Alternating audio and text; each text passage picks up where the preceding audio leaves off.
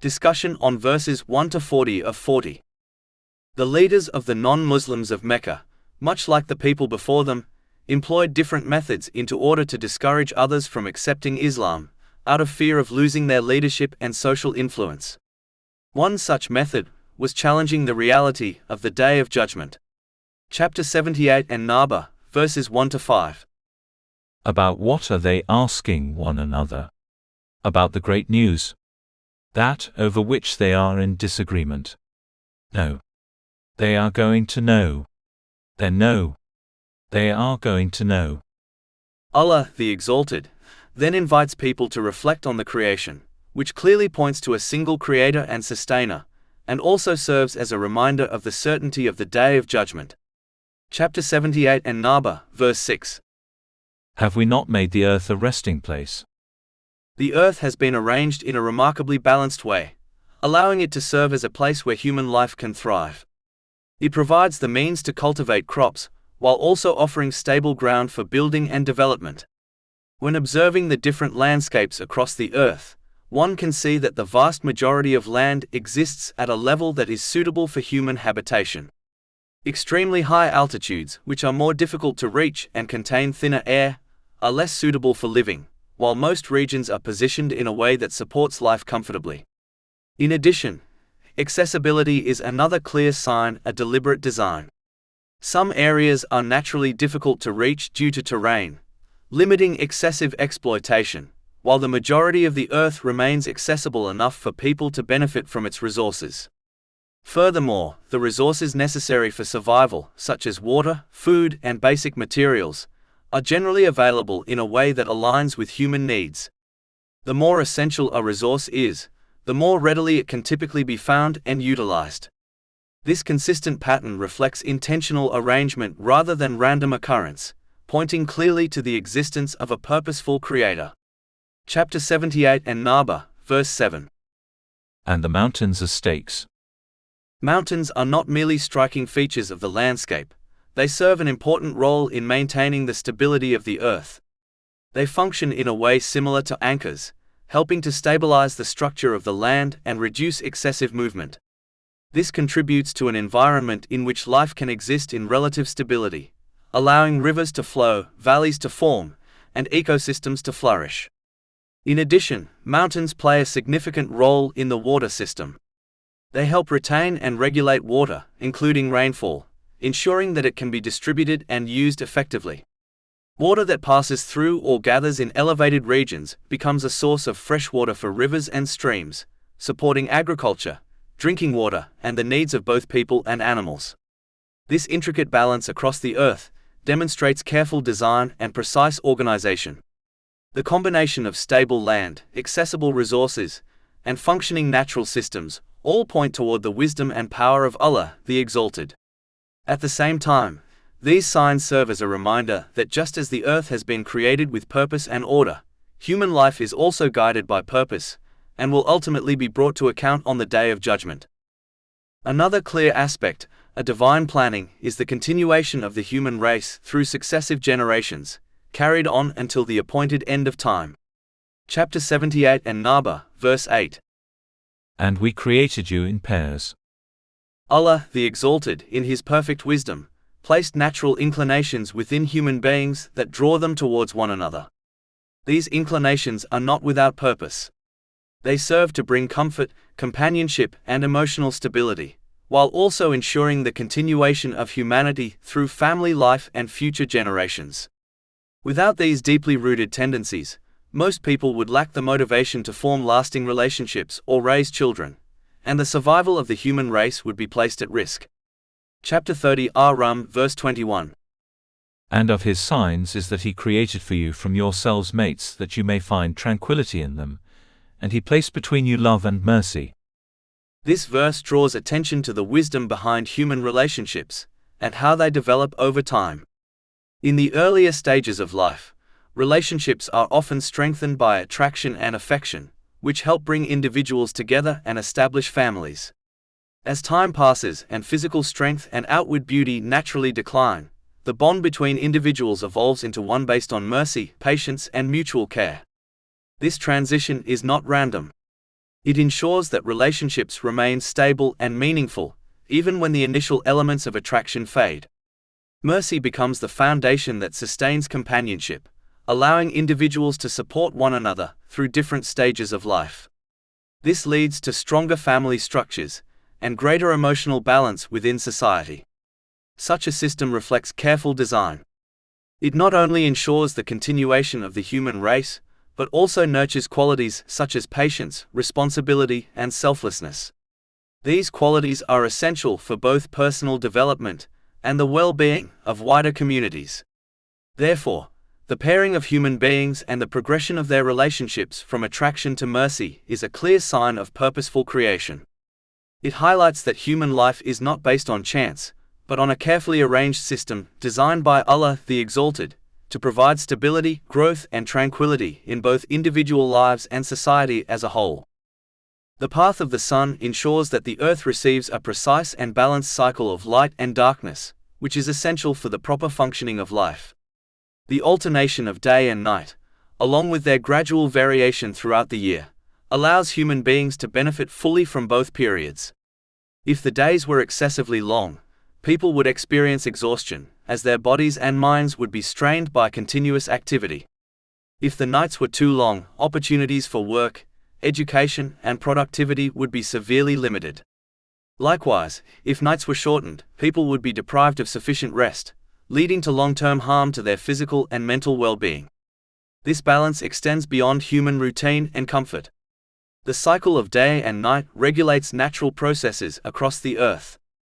Plants depend on sunlight for growth and darkness for essential biological processes, and any disruption in this balance would negatively impact agriculture and food supply. Animals also rely on these cycles for their patterns of activity, rest, migration, and survival. In this way, the harmony of day and night supports entire ecosystems, not just individual human needs. Chapter 78 and Naba, verses 9-11. And made your sleep a means for rest, and made the night as clothing, and made the day for livelihood. These verses highlight a deeper wisdom. Sleep is not merely a pause in activity, but a necessary means of renewal that restores strength and clarity. The night being described as a covering reflects how it brings calm, privacy, and relief from the demands of the day.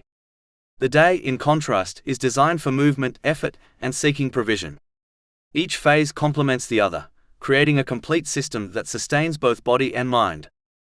Furthermore, this cycle teaches discipline and structure. It encourages a natural rhythm in life, where effort is balanced with rest, and activity is balanced with reflection. When people align themselves with this pattern, they are more likely to maintain a stable and healthy lifestyle. Disrupting this balance, on the other hand, often leads to fatigue, stress, and imbalance in both physical and mental states. The precision and consistency of these cycles, along with countless other balanced systems in the universe, clearly indicate the oneness of Allah, the Exalted. If there were multiple creators with differing wills, such harmony would not exist. Conflicting intentions would lead to disorder and instability. Chapter 21 Al-Anbiya, verse 22. Had there been within them, i.e., the heavens and earth gods besides Allah, they both would have been ruined. Instead, the seamless coordination observed throughout creation reflects a single, all-powerful creator who has established perfect order. These signs are not only meant to be observed, but also reflected upon. They remind a person that just as the universe operates according to a carefully designed system, human life too has been given guidance to follow. By aligning with this guidance, a person can achieve balance, fulfill their purpose, and attain peace of mind in both this life and the hereafter. When constructing even a simple building, careful planning is essential. Foundations must be laid correctly, pillars must be positioned strategically, and materials must be selected with precision in order to ensure stability and safety.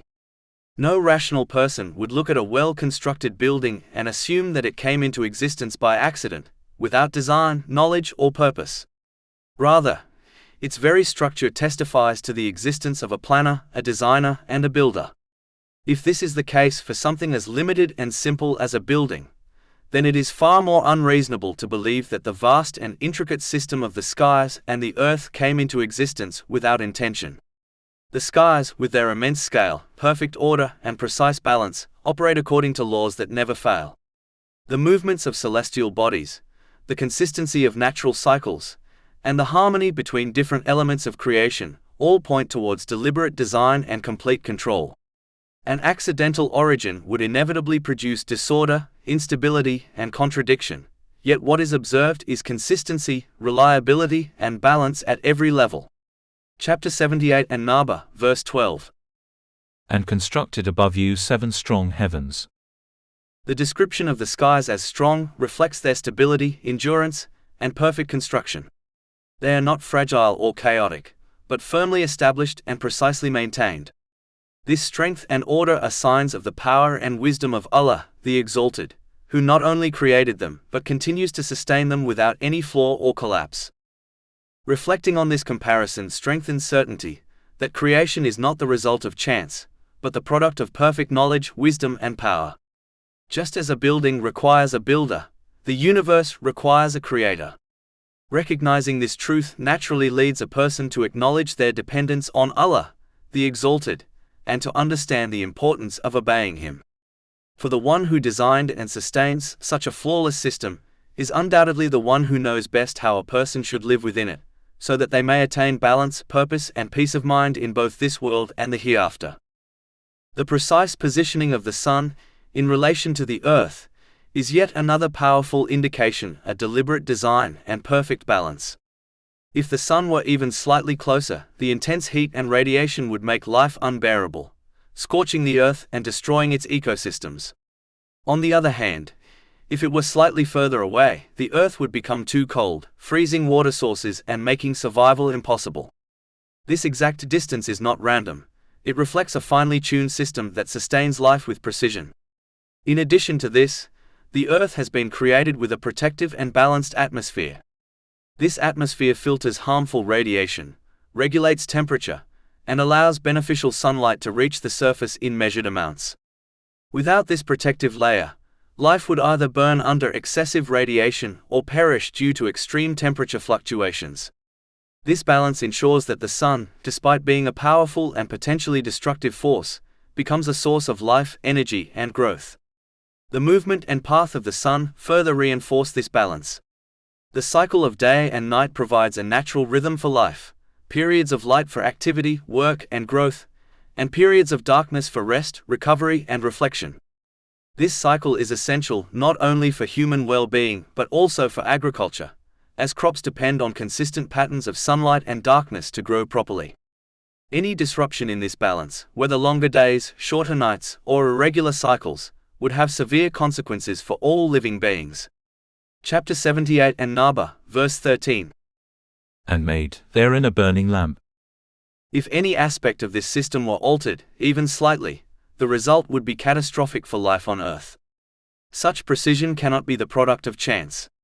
Rather, it points to the perfect knowledge and power of Allah, the Exalted, who has designed and sustained this system in a way that allows life to flourish. Reflecting on this sign leads a person to recognize not only the existence of a creator, but also his wisdom in providing everything necessary for life, thereby encouraging gratitude, obedience, and mindful living. When one reflects on the water cycle with an open and thoughtful mind, its precision and balance clearly point to deliberate design rather than randomness. Water from the oceans evaporates under the heat of the sun, rises into the atmosphere, and condenses into clouds. From there, it returns to the earth as rain in carefully measured quantities. This process is continuous, controlled, and essential for sustaining life. The rain that falls is not chaotic or excessive by default, but regulated. Too little rainfall results in drought, crop failure, and famine, while too much leads to flooding, destruction, and loss of life. Yet, in general, it descends in a balanced and measured way, sufficient to sustain ecosystems across the earth. Chapter 23 Al-Mustminin, verse 18. And we have sent down rain from the sky in a measured amount and settled it in the earth. And indeed, we are able to take it away. Furthermore, when rainwater falls upon mountainous regions, it undergoes natural processes of filtration and purification. These landscapes play a crucial role in storing and gradually releasing fresh water into rivers, streams, and underground reservoirs, making it accessible for people, animals, and agriculture. This demonstrates another layer of balance within creation, where different elements work together in harmony to produce life-sustaining resources. Chapter 78 and Naba, verse 14. And sent down from the rain clouds pouring water. The outcome of this water cycle is one of the most remarkable signs, the revival of the earth. From seemingly lifeless soil, plants, crops, and entire ecosystems emerge. Seeds that appear dead and insignificant come to life, producing grain, vegetation, and flourishing gardens. This transformation is beyond human ability. Despite all advancements in agriculture, people cannot create life from a seed. They can only facilitate the conditions, while the actual process of growth remains under divine control. Chapter 78 and Naba, verses 15 to 16. That we may bring forth thereby grain and vegetation, and gardens of entwined growth. These verses draw attention to the diversity, beauty, and productivity of plant life, all of which depend on the perfectly balanced water cycle. The emergence of such variety from the same water, soil, and sunlight further demonstrates precise control and wisdom. If any part of this system were altered, the evaporation process, cloud formation, rainfall distribution, or the Earth's ability to absorb and store water, the consequences would be catastrophic for all living beings. Such intricate balance cannot be attributed to chance. Rather, it clearly indicates the existence of a creator who governs every detail with perfect knowledge and power. If Allah, the Exalted, can bring a lifeless seed back to life after it has been buried in the earth, then resurrecting the human being, who is likewise placed into the ground, is not difficult for the one who created both in the first place. Chapter 78 and Naba, verses 17 to 18. Indeed, the day of judgment is an appointed time. The day the horn is blown and you will come forth in multitudes. The changing of the seasons offers yet another compelling sign. During winter, trees stand stripped and barren, their branches devoid of color, life, and vitality.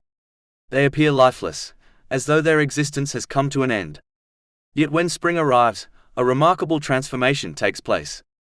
Leaves begin to emerge, flowers blossom, and entire landscapes that once seemed dead are revived with color and energy.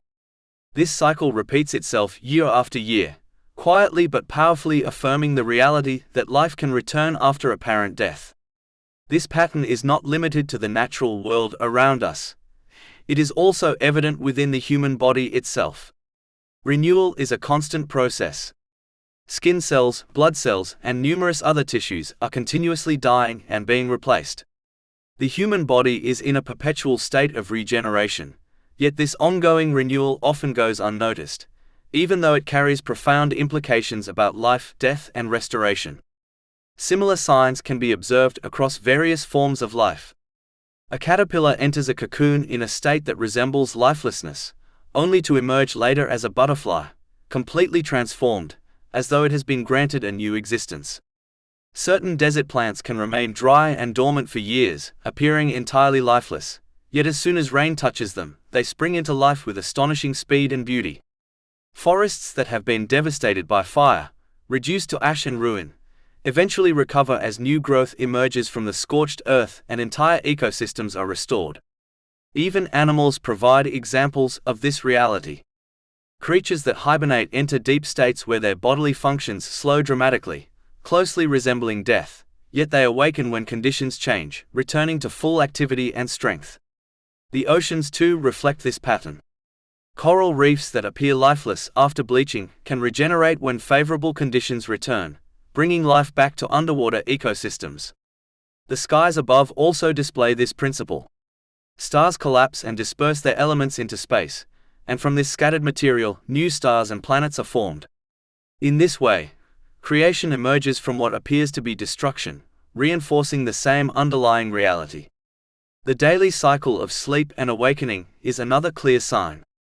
Sleep resembles a minor form of death, as a person's senses are suspended and their awareness withdrawn. Then, upon awakening, life is restored once more. Chapter 39 Az-Zumar, verse 42. Allah takes the souls at the time of their death, and those that do not die He takes during their sleep. Then He keeps those for which He has decreed death, and releases the others for a specified term. Indeed, in that are signs for a people who give thought. Beyond these signs of renewal, the Day of Judgment is also a necessary reality. When one reflects upon the universe, countless examples of balance become apparent. The Earth exists at a precise distance from the Sun. Even a slight change would render it uninhabitable. The water cycle operates with perfect regulation, ensuring that life can continue. The ground itself is balanced in such a way that delicate shoots can break through it to produce crops, while at the same time it is strong enough to support heavy structures. These and many other examples clearly demonstrate not only the existence of a creator, but also the presence of precise balance throughout creation. However, there is one area where this balance is not fully realized in this world: the actions of human beings. It is often observed that oppressive and tyrannical individuals escape justice, while those who suffer oppression and hardship do not receive complete compensation for their patience. Many who sincerely obey Allah, the Exalted, endure trials and receive only a limited share of reward in this life, whereas those who openly disobey Him may enjoy comfort and luxury. Since Allah, the Exalted, has established balance in all aspects of creation, it follows that the outcomes of human actions must also be balanced. As this is not fully achieved in this world, it must occur in another, on the Day of Judgment. Allah, the Exalted, has the power to fully reward and punish in this life, yet His wisdom dictates otherwise. He grants people repeated opportunities to repent and reform, delaying punishment as a mercy. Likewise, He does not grant complete reward to the righteous in this world, as this world is not paradise.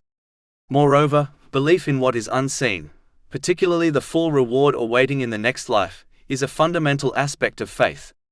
If reward and punishment were fully visible in this world, faith would lose its depth and significance. Maintaining a balance between fear of punishment and hope for reward encourages a person to avoid wrongdoing and strive towards righteous actions. These two forces guide behavior and strengthen commitment to what is right. For the day of recompense to take place, this worldly life must come to an end. Final judgment can only occur once all actions have ceased. As long as people continue to act, the process of recompense cannot begin. Therefore, the conclusion of this world is inevitable, whether sooner or later. Reflecting deeply on these realities strengthens certainty in the Day of Judgment. This certainty, in turn, motivates a person to prepare by correctly using the blessings they have been granted, in accordance with the Holy Quran and the traditions of the Holy Prophet Muhammad, peace and blessings be upon him. Through this, a person attains balance within themselves, properly organizes every aspect of their life, and achieves peace of mind and success in both this world and the hereafter. Chapter 45 Al-Jatiyah, verse 22. For Allah created the heavens and the earth for a purpose, so that every soul may be paid back for what it has committed. And none will be wronged. And chapter 78 and Naba, verses 17 to 18. Indeed, the day of judgment is an appointed time. The day the horn is blown and you will come forth in multitudes. The essential lesson is that this is a call which no one will be able to ignore or refuse. It is a summons that will inevitably be answered, leading to resurrection and final judgment. Since this outcome is certain, it is only wise for a person to respond now, willingly and sincerely, rather than being compelled to respond later when no choice remains. For this reason, a person should respond to the call of Allah, the Exalted, conveyed through the Holy Prophet Muhammad, peace and blessings be upon him, by adopting sincere obedience. This includes fulfilling the commands of Allah, the Exalted, refraining from His prohibitions, and facing every aspect of destiny with patience, in accordance with the traditions of the Holy Prophet Muhammad, peace and blessings be upon him. Through this response, a person ensures that the blessings they have been granted are used in ways that are pleasing to Allah, the Exalted. Chapter 8 and Anfal, verse 24. O you who have believed, respond to Allah and to the Messenger when He calls you to that which gives you life. This life is not merely physical existence, but a higher form of life, one filled with purpose, balance, and true peace of mind. It is a life in which a person correctly understands their role, organizes their priorities, and prepares for what lies ahead. The one who answers this call in this world will find the final call far easier to face. Their heart will already be accustomed to obedience, their actions aligned with guidance, and their preparation complete. In contrast, the one who lives in heedlessness, ignoring this call and misusing the blessings they have been granted, will not find peace even in this world. When the final call is made, they will be forced to respond, but it will be a moment of immense burden, fear and regret. No one can ignore this call indefinitely. It will come without doubt, sooner or later, and when it does, no one will be able to delay it, escape it, or turn away from it. Recognizing this inevitability, it is only logical and beneficial to respond now, in a state of willingness and awareness, rather than waiting until one is compelled to respond without the ability to act.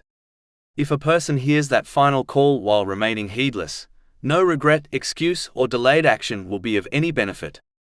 What follows for such a person will be far more severe and overwhelming. Chapter 78 and Naba, verses 19 to 30. And the heaven is opened, and will become gateways. And the mountains are removed and will be but a mirage. Indeed, hell has been lying in wait for the transgressors, a place of return, in which they will remain for ages.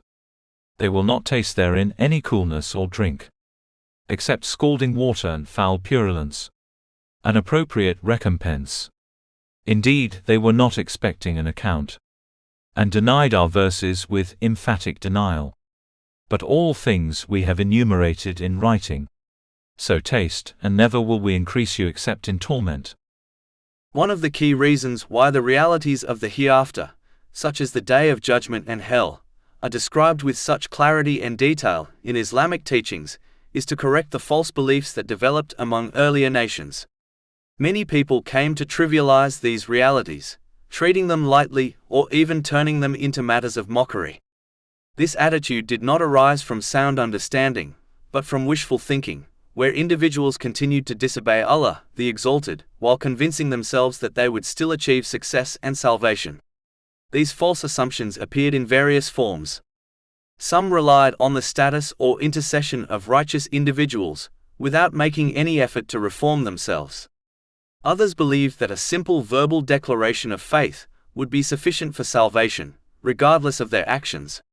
There were also those who assumed that excuses or last-minute repentance would automatically be accepted on the Day of Judgment, irrespective of how they lived their lives. In addition, some imagined that the punishments of the hereafter would be mild or comparable to worldly hardships, thereby underestimating their severity.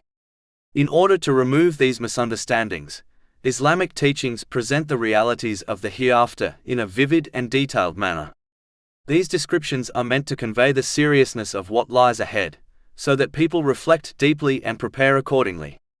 Their purpose is not to drive a person into despair, but to awaken the heart, correct false hopes, and inspire a return to sincere obedience. This obedience involves using every blessing granted by Allah, the Exalted, in ways that are pleasing to Him, as outlined in the Holy Quran and the traditions of the Holy Prophet Muhammad, peace and blessings be upon him. When a person internalizes these teachings, they are protected from complacency and false confidence. They begin to live with a sense of accountability, sincerity, and purpose. As a result, their life becomes balanced and ordered.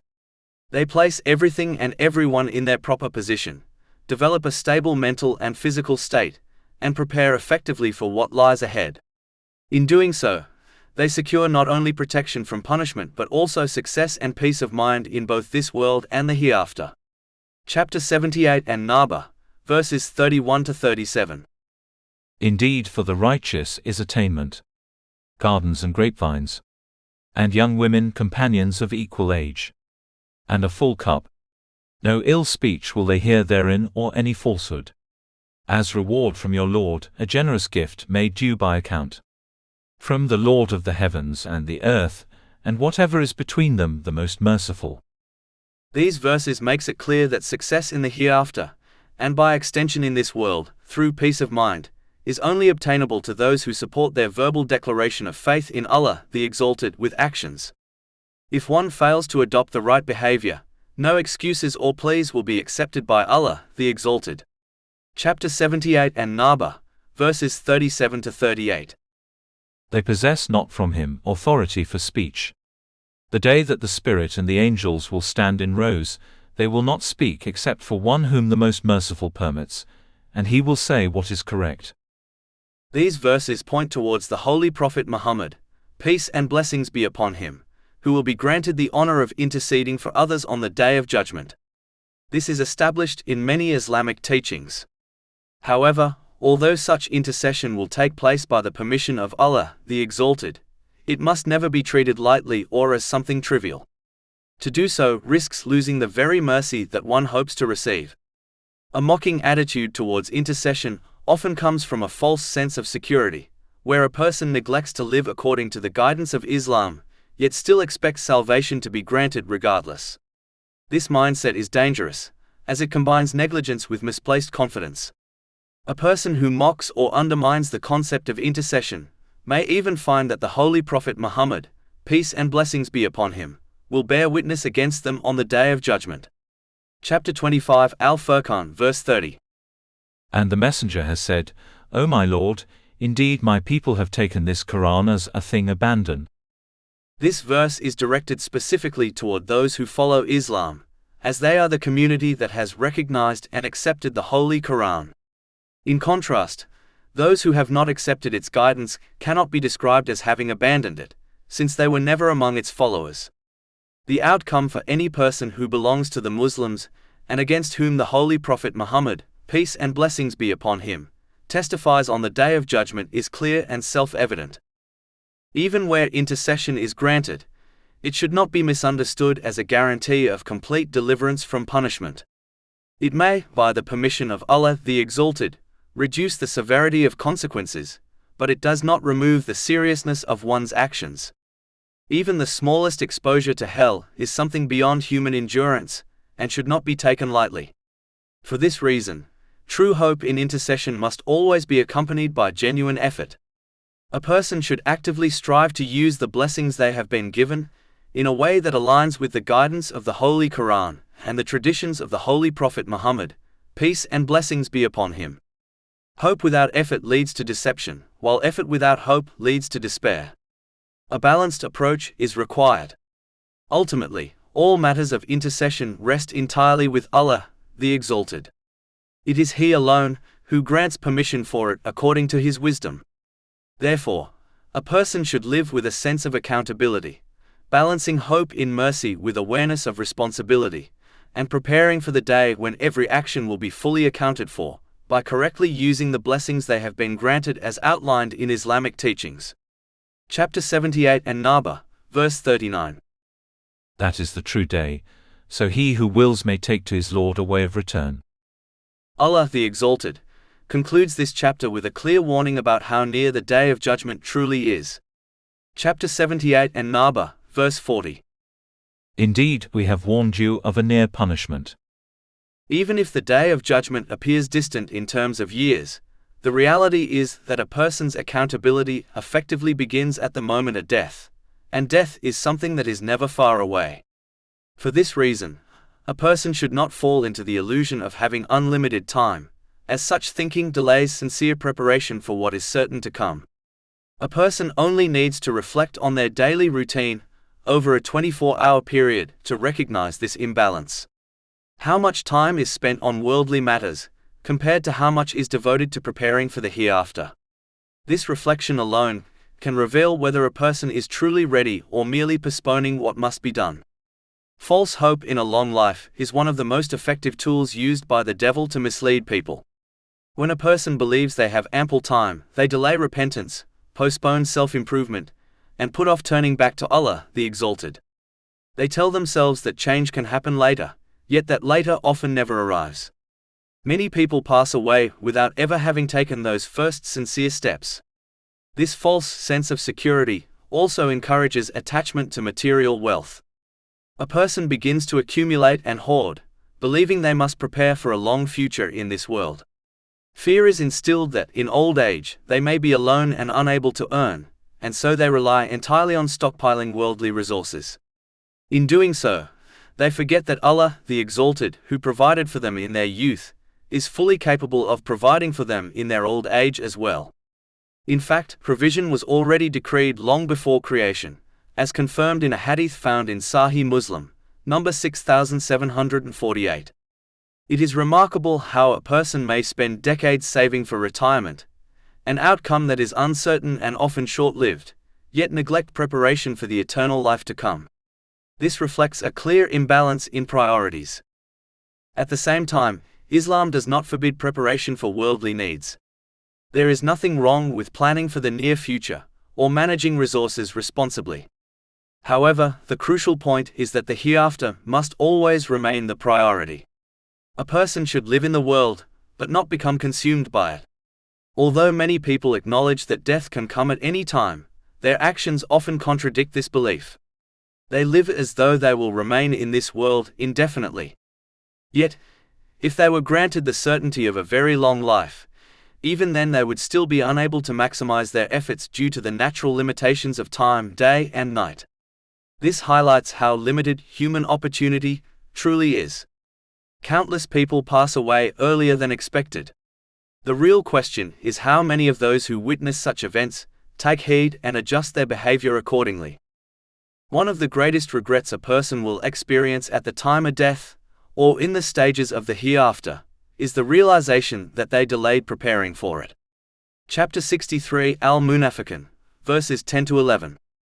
And spend in the way of Allah from what we have provided you before death approaches one of you, and he says, My Lord, if only you would delay me for a brief term so I would give charity and be of the righteous.